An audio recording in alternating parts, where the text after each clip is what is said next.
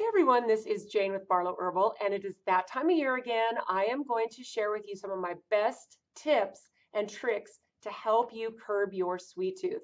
Now, this is something that I feel needs to be kind of brought up every once in a while because these things that I'm going to share with you, I've shared some of them over the years, but it's always good to revisit them because there's so much sugar everywhere. And if you socialize, you go out to eat with friends, you go to a friend's house for dinner, or wherever your situation is, maybe there's a whole bunch of sweets at your workplace, whatever the situation, if you don't have these tools in your toolbox and the strategies to help you resist and not even be tempted, then it's just going to be a cycle that keeps on going and you're never going to break out of your sweet tooth. So, one of the things that I have found has helped me, and you might have heard me say this over the years, is peppermint tea with a teaspoon of coconut oil. And all my friends know when I show up at a party, they're going to turn on their burner and heat up some hot water because I bring my own peppermint tea and a scoop of coconut oil and I just steep it up, put the coconut oil in, and that's what I carry around while I'm socializing. And it might take a little bit of a mindset shift to just get comfortable with that and be okay with maybe not indulging in too much alcohol. And the nice thing is regardless of the alcohol component, there's all the sweets that are usually around, and I just sip on my tea and I'm not even tempted. It completely satiates a sweet tooth. And if you haven't tried it, and you're not used to having something oil based in a drink, it might take a minute to get used to it, but as humans, we're very adaptable. We're very able to change. So I would actually really suggest that you give this one a try. Now, there's two things that you might want to think about before you indulge in something sweet. And that is that you might be hungry. So, of course, you might be hungry. So, eat something nutritious, and then see, do I still want something sweet? uh, that would be the first go-to is you might just simply be hungry and it might just be easy because there's always sweets that are convenient everywhere you go, and make sure that you have something healthy that you can snack on that's going to nip your hunger. Now the second thing is when you get a sweet tooth is you might be dehydrated. So you've heard this before.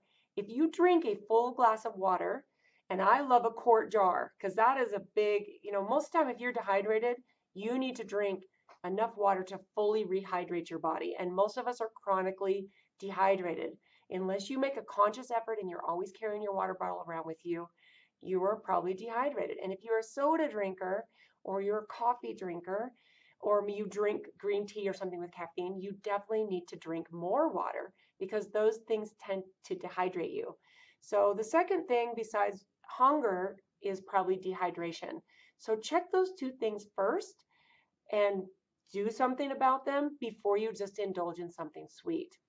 Now, one of my favorite things to do to nip a sweet tooth first thing in the morning is to have a breakfast scramble. Now, what I do is I do this only a couple times a week because most of the time I do intermittent fasting, which means I don't eat until about 11 or 12, sometimes a little bit later, depends on how active my day is. But a couple times a week, I will make a breakfast scramble where what I'll do is I'll scramble up 3 eggs. I'll get spinach and onions and other veggies if I have them, usually chopped up and fresh.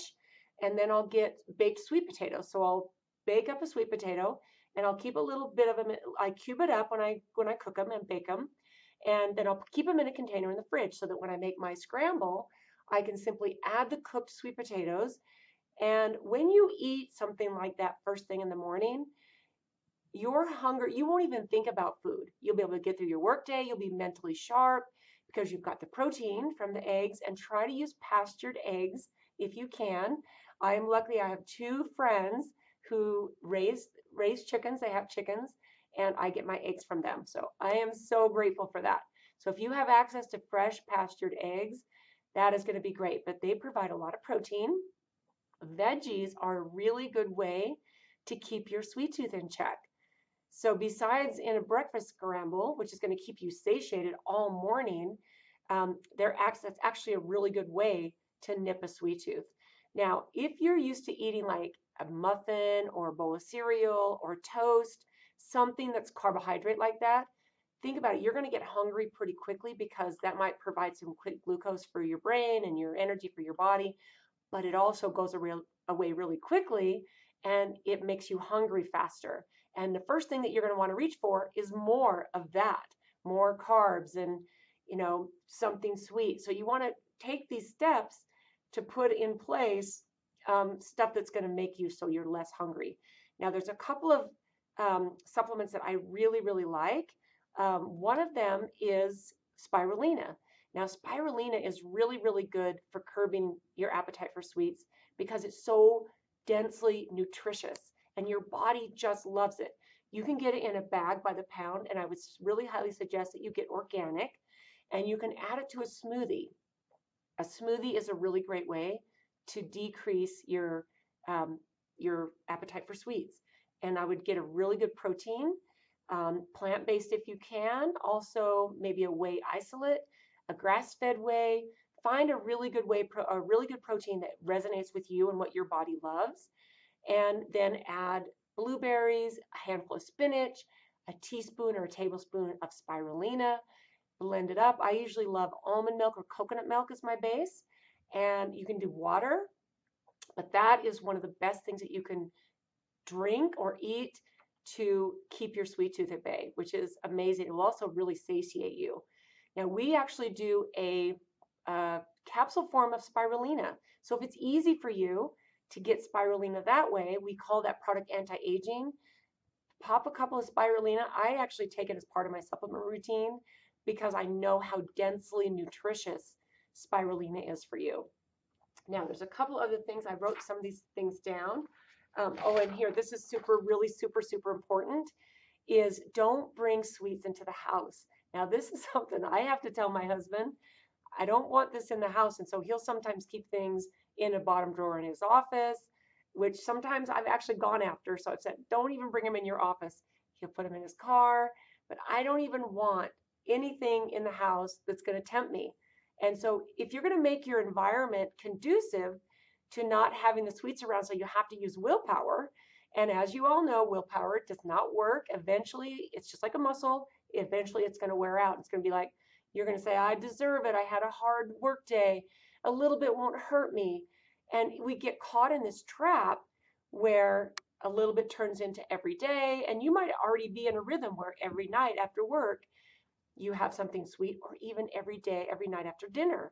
Maybe you have a little bit of something sweet. Now, if this is dark chocolate, then that is different. If it's a bowl of blueberries, which is something sweet, that is different.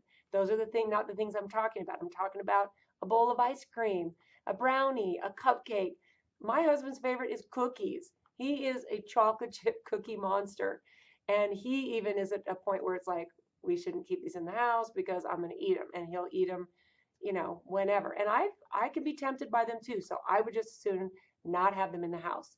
So have your healthy options there, and that's going to make a big difference. Now, here's a bigger challenge, which for some of us might be a little bit out of thinking outside the box, and that's to do something like run up and down the stairs 10 times.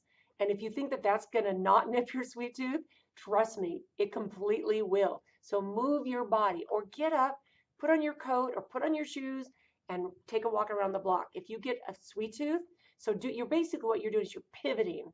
You're taking a pivot. So instead of giving in to that sweet tooth, you're saying, all right, I'm not going to eat that. I'm going to put on my coat and I'm going to walk around the block. Or I'm going to run up and down the stairs 10 times. And then you would be surprised at how fast that desire for something sweet will totally go away. And you'll be like, all right, you just dodged a bullet. So it's a great time to recommit to your desire to be sugar-free. It's a wonderful way to be because everything in your body benefits.